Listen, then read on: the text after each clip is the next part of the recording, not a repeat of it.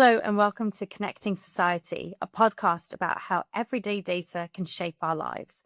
I'm Shayda Kashef-Tomlins, Senior Public Engagement Manager for Administrative Data Research UK, or ADR UK to me and you. And I'm Mark Green, Professor of Health Geography at the University of Liverpool. We are your co-hosts and guides to the wonders of administrative data. In this podcast, we're exploring all the different ways in which the information that's collected about our everyday lives, from our interactions with health services, our voting behaviours, police and crime reporting, educational achievements, and more, is used by researchers and policymakers to make better decisions to support society and make the world a better place. Welcome back to part 2 of this two-parter episode. Mark, do you want to give our listeners a recap of part 1 and let them know what's in store for part 2? Yeah, so in part 2, we are still covering our Pint of Science event. In the last episode, we had Alice, who talked a bit about how educational data is used for studying life opportunities and the impacts of different aspects of education on our lives. So if you haven't listened to that, please do check it out.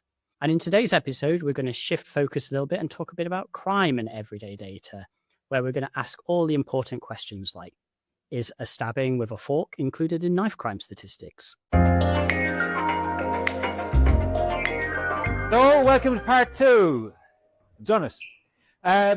Right, my name is Iain Brennan. I'm a professor of criminology at the University of Hull. Thank you very much to Pint of Science and ADR UK for inviting me along. I've been doing research on violence for about 20 years. I focused on, weirdly, weapons and knife crime, and despite not being a particularly violent person, I spent a lot of time thinking about weapons and what to do with them.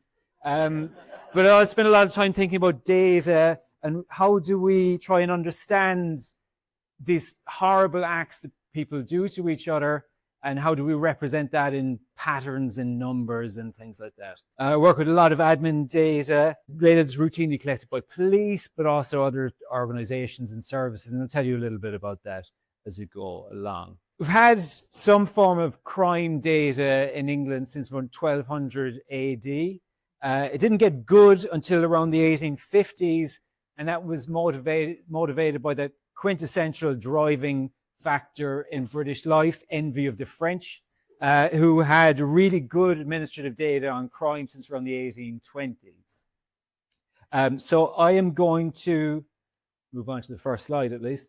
Tell you about sort of contemporary admin data and contemporary crime data, but I'm going to roll it back to some historical data to get us started.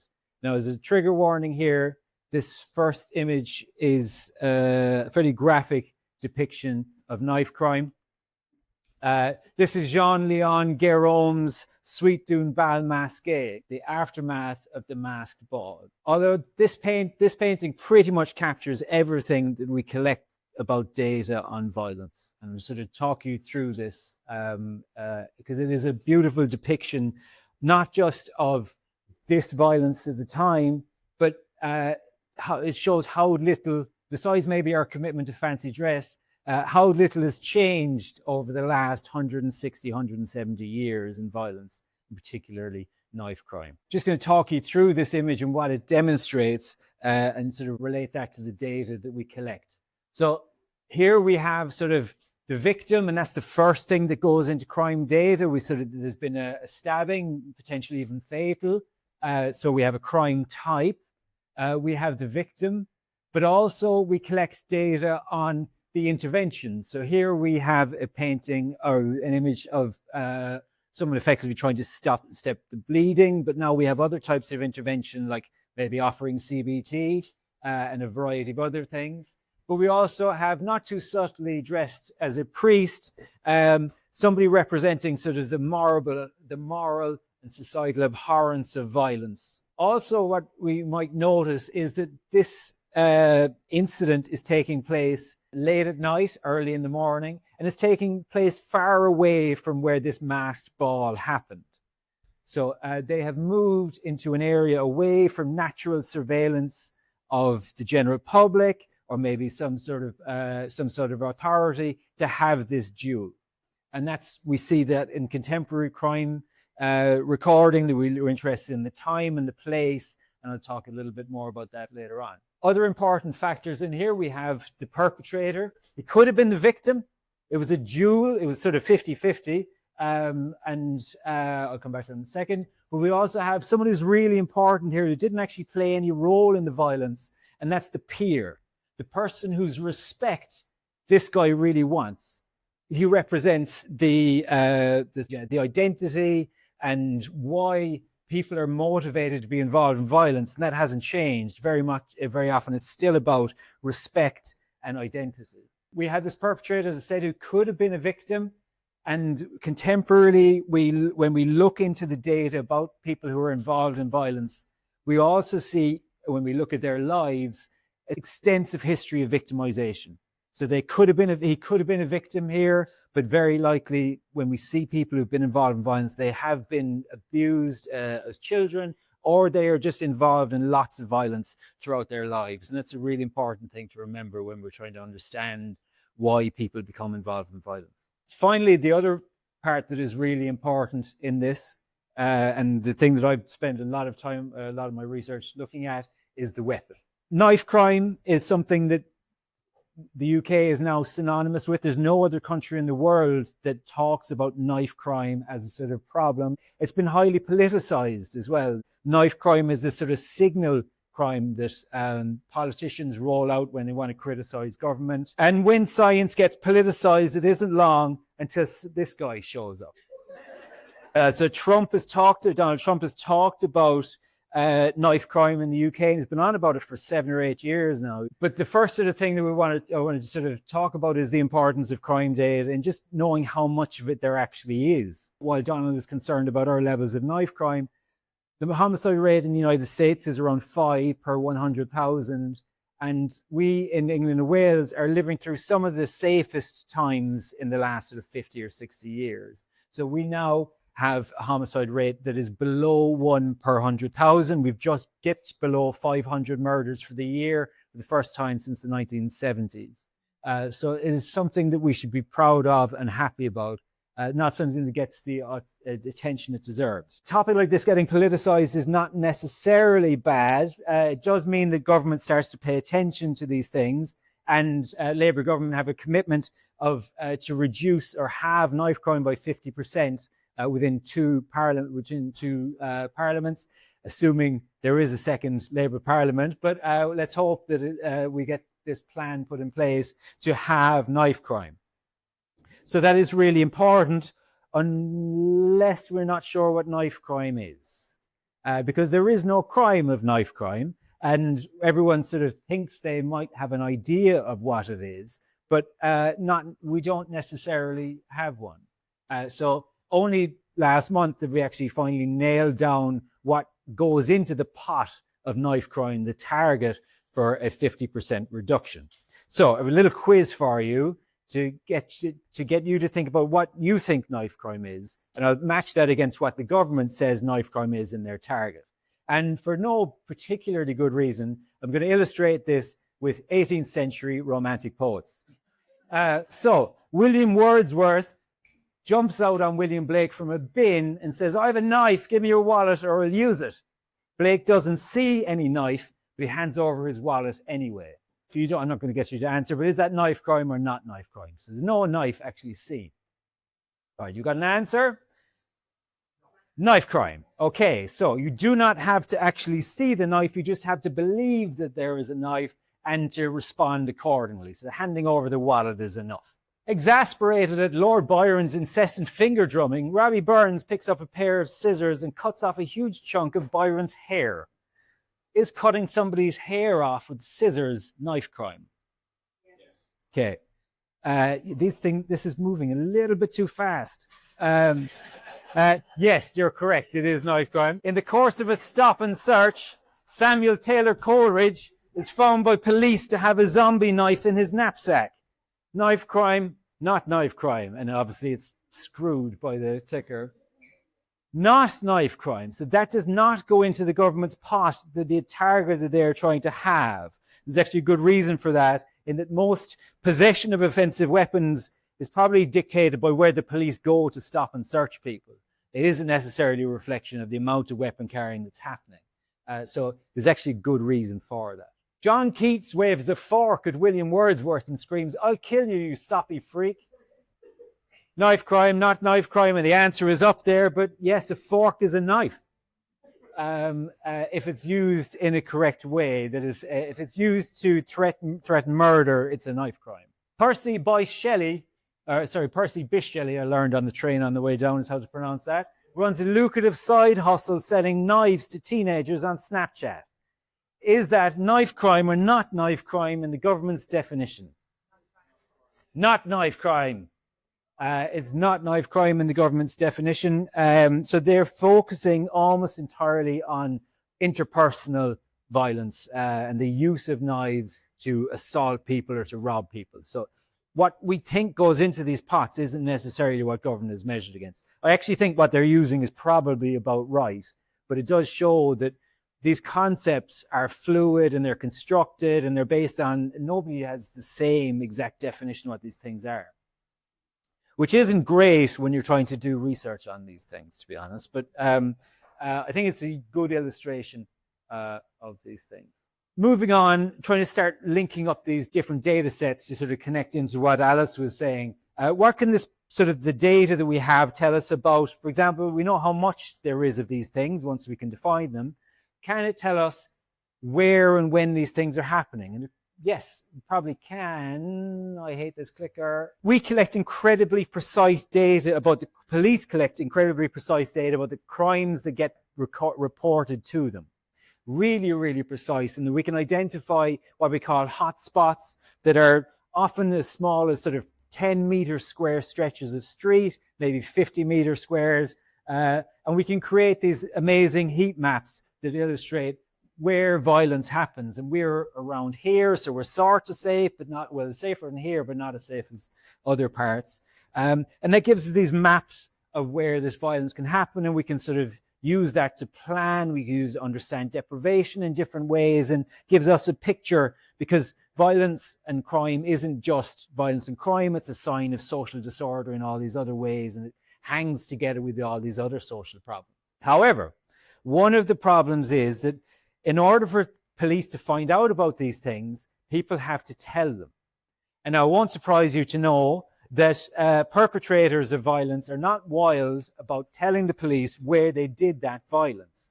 But also, it also shouldn't surprise you that not a lot of people, or some people, don't trust the police very much.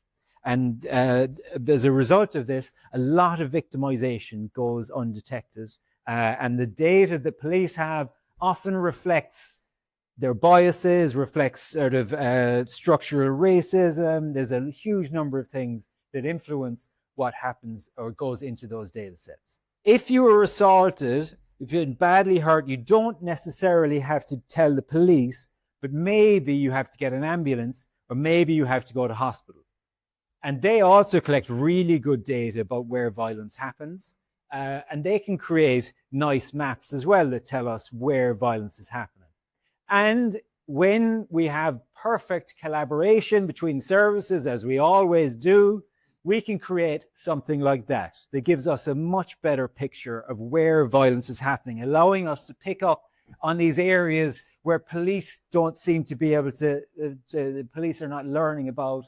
And that gives us a more detailed collection of overlap, and with that we can allocate resources, we can try to understand a variety of different inequities. Maybe we can decide where we're going to take Nana for her birthday, because she loves a scrap.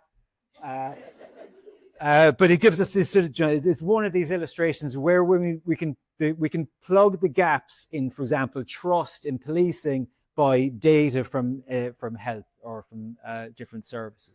So moving from this sort of descriptive into the causal, what can this public sector data tell us about the causes of violence? So coming into the sort of ADR UK world here, talking about linked data.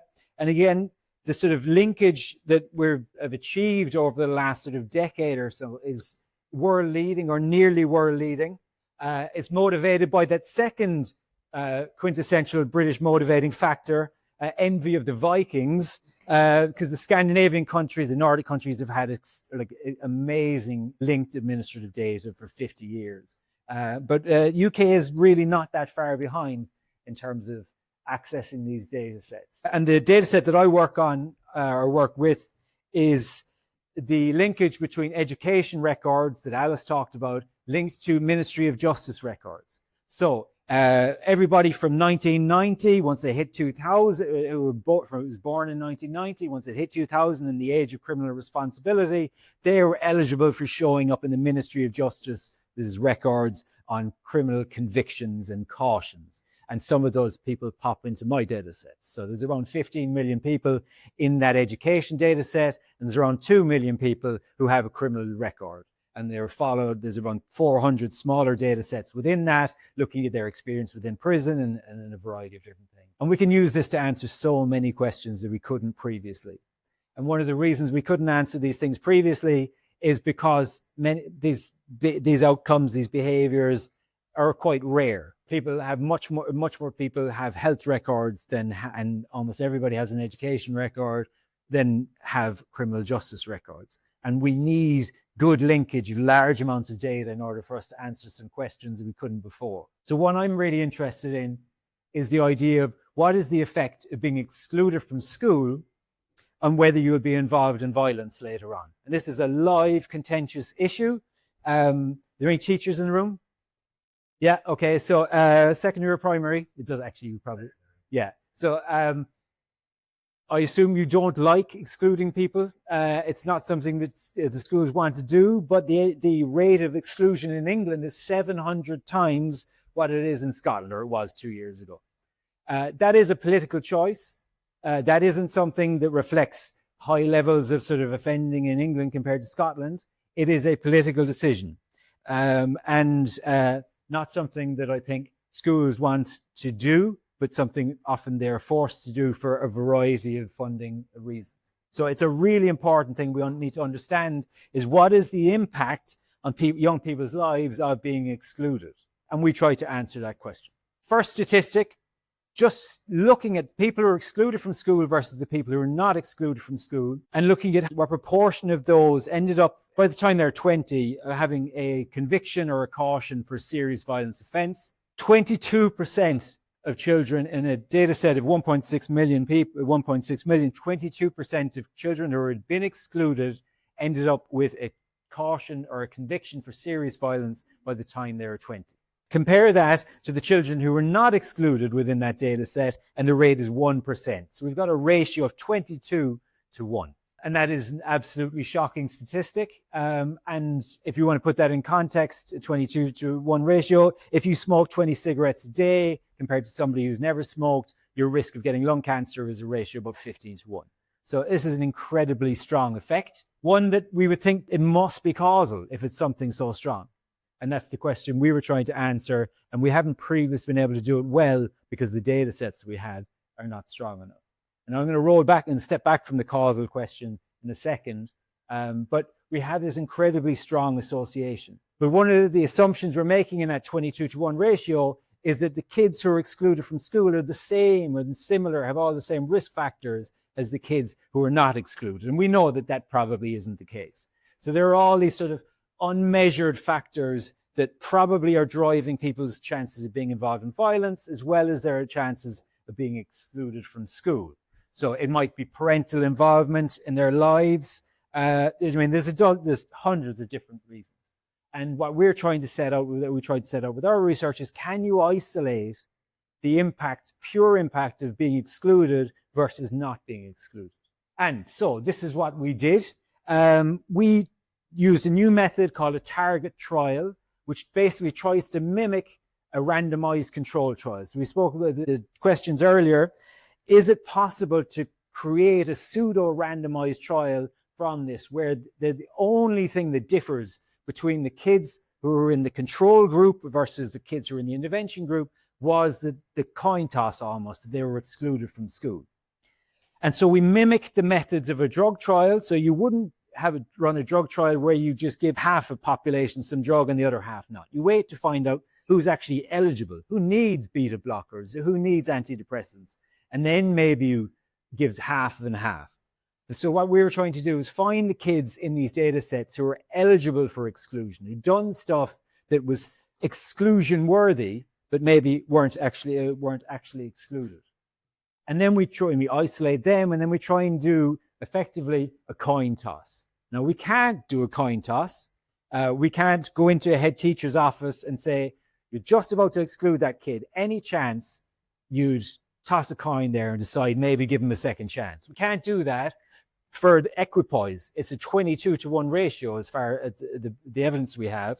There's no way that you could ethically randomize in the name of science for this. So we need to use some sort of quasi-scientific method or sort of quasi-design or target trial. And so that's what we did. From an initial data set of 6 million kids, we whittled it down to around 600,000 who met our sort of eligibility criteria. And from those, we found 20,000 children who had been excluded, and using about 15 different variables. So educational attainment, whether they'd been in care or not. I'm going to forget half of these. There's about a dozen of them. How many suspensions they had, what was their absence from school like. And because we have such an enormous, amazing data set, we can actually find down to really, really close similarity matched groups of children. And then we followed those kids, obviously, these anonymous kids in our data set to find out what happened to the ones who were excluded versus the ones who were not over the next 7 or 8 years. And what we found was that we went from having a ratio of 22-to-1 to a ratio of 2-to-1. Now, this is saying, what we're saying effectively is that the effect of being excluded from school is not 22, it's 2-to-1.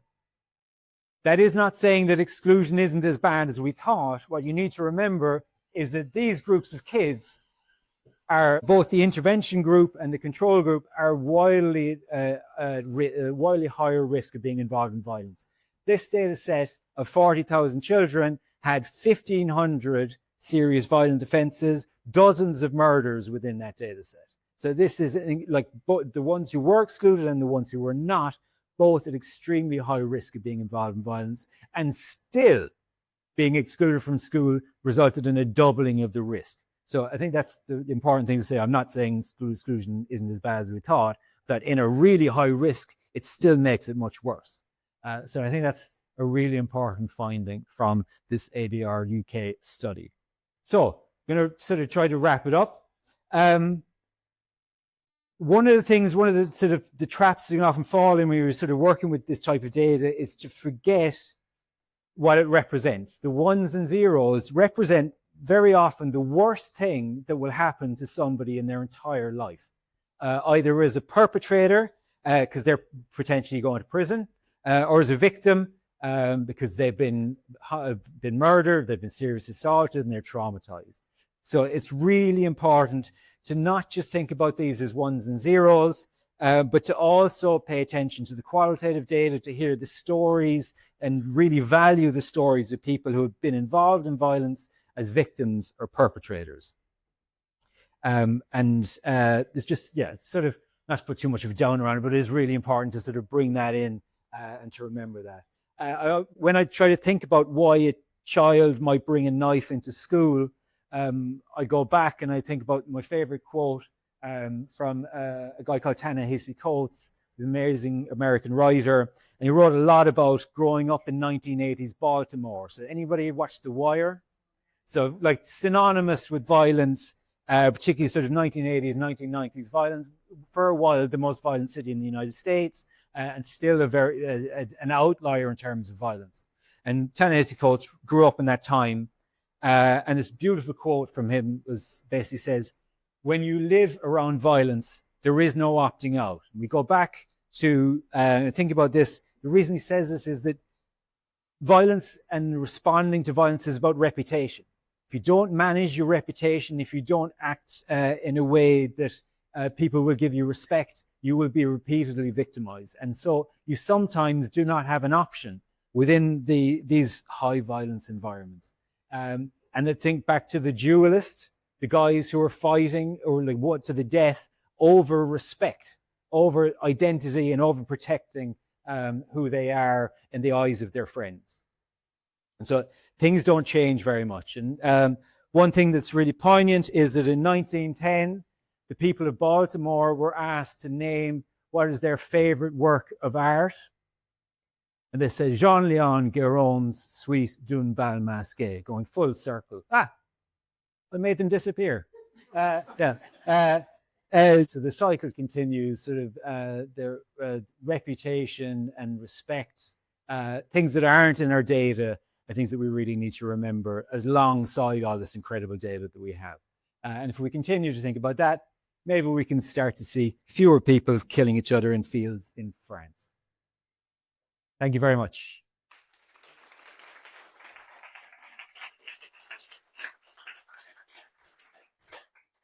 Such interesting talk. I had a question about the data set you identified was more around like exclusions and then crime and looking at the link. What about things like domestic violence, which is quite difficult to look at all of the precursors of what could lead to that? So how do you go about looking at some more complex things like rape, sexual assault, domestic violence, things that are very difficult to get to trial but have a lot of interesting parameters? And how do you go about thinking about the data sets to analyze there? I was talking to somebody at the break about this. Women are really badly underserved in administrative crime data. One is for a very simple administrative reason. We don't have an offence of domestic abuse. So we record crime in terms of the crime that happened, and so often it's recorded as common assault or serious violence or however the offence plays out. We don't know, we can't separate pub violence from, or two men fighting from domestic abuse within our records, because we often, at least in the big administrative data sets that are linked, we don't have any information about the victims. If we go to police force level, we have loads of information about the victims, and actually probably more about the victims than we do about the perpetrators. But then we have 43 different police forces who cannot link the data. So women really badly underserved, even in particularly in domestic abuse. But then sexual assault, reporting rates are less than 5%. Conviction rates are around 2% now, I think. I'm going to get that stat wrong, but they're getting slightly better, but they're still really bad. And so that is a huge limitation for administrative research, is violence against women and girls. And and until we have an administrative fix for that, because it's rare, it's really hard to model, or it doesn't show up in the data a lot. We will always be limited in what we can do about it. Thank you. Two questions. One of which is the heat map you showed up. One of the things that stood out to me, there are areas where there were quite high levels of police reporting of violence, but no data from the emergency services. What was with that? And the other thing was in the borderline cases of where sort of people are excluded or not excluded and the impact. I wondered if there's any research on the counterfactual of someone who could have been excluded, who isn't, and what the impact is on their classmates. Very good question. Yeah, so the data that doesn't show up in the police records often, so around 20%, I'm going to get this wrong, about 20% of assaults that the police learn about end up in a hospital attendance. So we have all this other stuff that probably is less serious, certainly doesn't need, oh God, medical attention. Stop! Oh, there we go. Probably doesn't need medical attention, and so that might still get reported to the police. So the police find out about 50% of all violence, and then you, separate that. So that it might be that the less serious stuff that's just coming to their attention. It might be because it was reported. It might be because they were on the street that night and saw the violence. But yeah, that's why you might get something that isn't showing up in medical records. But also, there is a limit in the medical records as well. You still have to rely on somebody telling a receptionist in a hospital they were assaulted, as opposed to walking into a wall or a door. And domestic abuse, again, is something that's a massive issue there, because if somebody assaults their wife and she needs to go to hospital, they are not going to let her out of their sight. And so reporting that is a big problem as well. So it's not a perfect thing, and that's why we try and overlap as many of these different data sets as we can.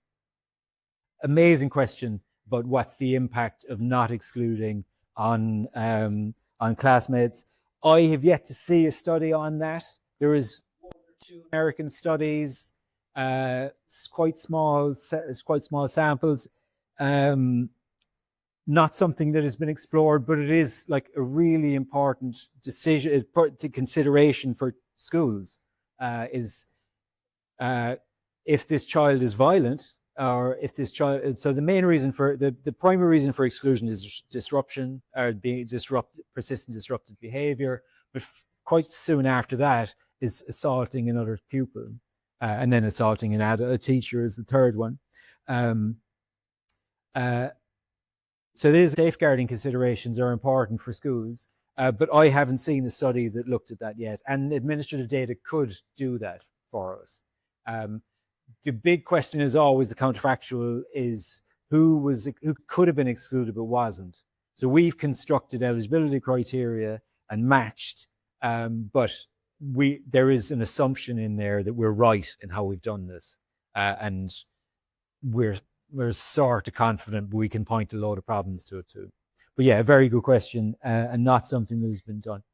That was really great, thank you. I just wanted to ask, I guess, kind of what you were pointed to at the end then, of obviously like these are real people involved in this violence, and thinking back to why you're doing this. I guess if you take the data from this and you get the outcome of, oh, this is contributing to this, how is there a way to make an impact on those people's lives in that moment, if that makes sense? Because I guess like that's already happened to them. They've already been excluded and they've already been involved in violence. Is there a way to use this data to help people in real time, I guess is what I'm asking?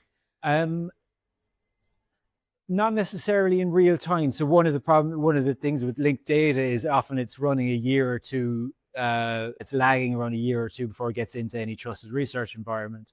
But also we are not permitted to use linked data set for operational purposes. It's only allowed to be used for research. Data like this can be used for operational purposes all the time. So if they have a well enough coordinated health service and police, they can be producing these maps on a daily, weekly basis and being like allocating resources and putting people in places that can keep people safe. In terms of exclusion, no, really. It's explicit. The use of this data is for research purposes rather than operational. Unless Shayda is going to contradict me. It's just to say, in case you're not familiar with what operational purpose means, that's when the data is used to identify an individual. So this data can't do that. So it can't find that person and help them in that way.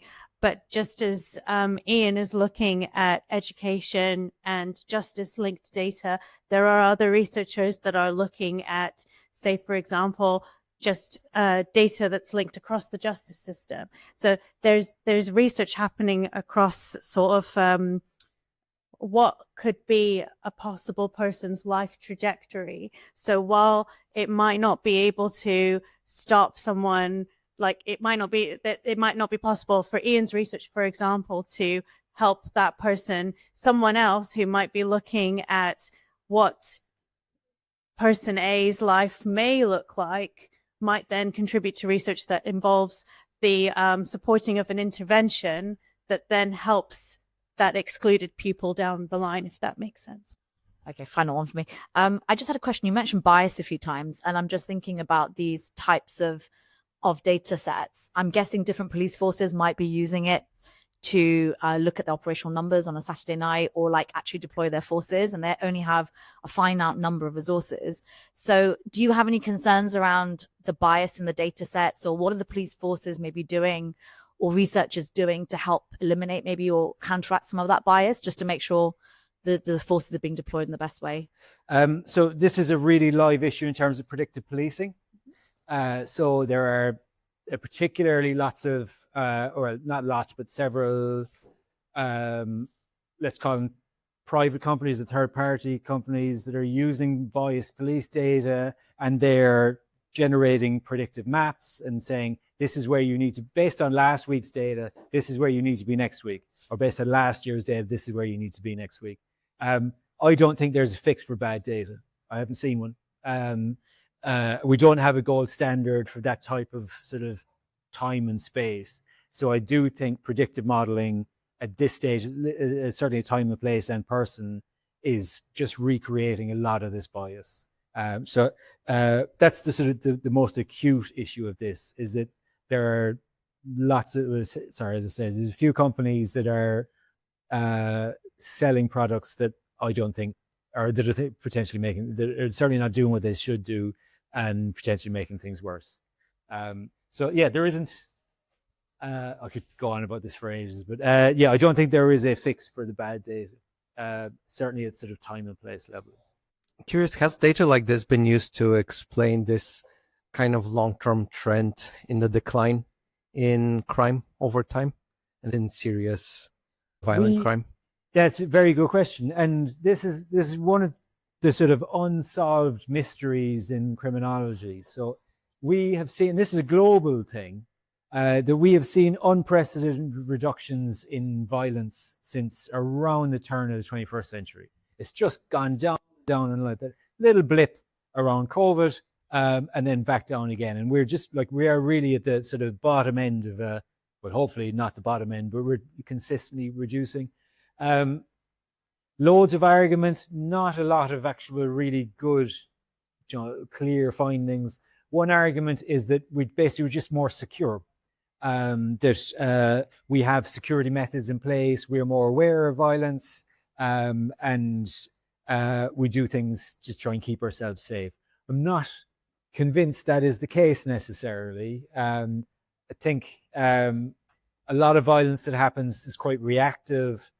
So how much pub violence happens, and they're covered with CCTV, and like the detection rate is really high for those types of offences.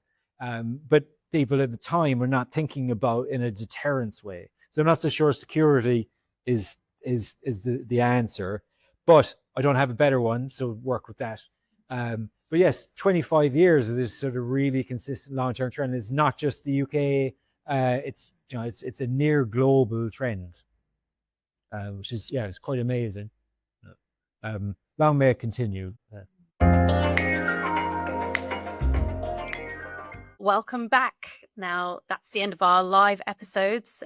Mark, what did you think? Well, I mean, it's the only time in my life I can say I performed in a sold-out venue, so that's very exciting. Not that I'm saying we should take it on tour just yet, but what I really enjoyed was actually the bits we didn't film, where we got to talk to people in the crowd, and it was just great to see so many people who are actually really excited about data, were really interested in learning more, intrigued about how their everyday data are used, and actually want to learn more about this. And that, those conversations have actually been really good for thinking about the sorts of things we might do as researchers, but also the sort of things that we might want to cover in the podcast. Yeah, that's right. And, we sort of live and breathe admin data, and we find it very interesting. But it was really, really cool to see that ordinary members of the public also found it interesting too. And it's so rare that we get to engage with ordinary members of the public like that. So, yeah, I really hope for you as the listener, you enjoyed getting that perspective as well. Our episodes are going to return back to their normal format after this one. But we'd love to hear your feedback if you enjoyed these live episodes. And if, like our audience members, you have a burning data question that you'd like to ask, then we'd love to hear it. See our show notes on how to get in touch and have your question featured in our bonus episode, which will be released at the end of the year. Until next time, stay curious about how your everyday data shapes society.